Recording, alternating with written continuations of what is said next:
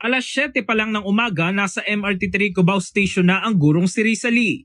Papunta kasi siya sa Mother Ignacia sa Quezon City dahil a-attend siya ng training. Bilang isang commuter, MRT ang isa sa lagi niya sinasakyan.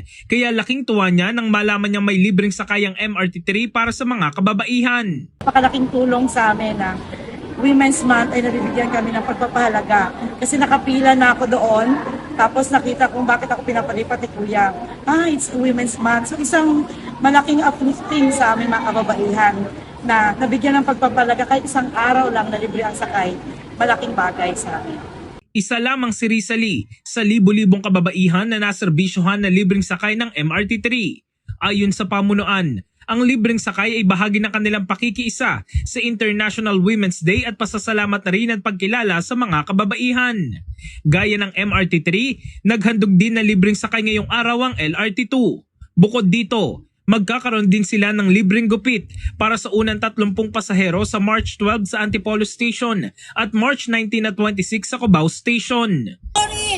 Payat, malalaki ang tiyan. Nagkilos protesta naman ang Gabriela Women's Party sa Liwasang Bonifacio sa Maynila, kasabay na selebrasyon ng International Women's Day ngayong araw.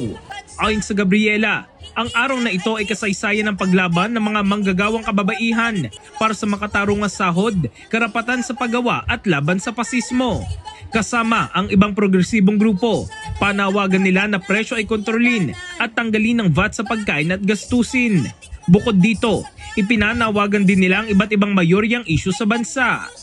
Ngayong International Women's Day, naway magsilbing daan ang pagdiriwang na ito upang maging mas maigting ang pagpapalaganap at pagpupunyagi ng women empowerment. In the heart of changing lives, ito si Brigada Jigo Custodio ng 105.1 Brigada News of Manila, the Music News Authority.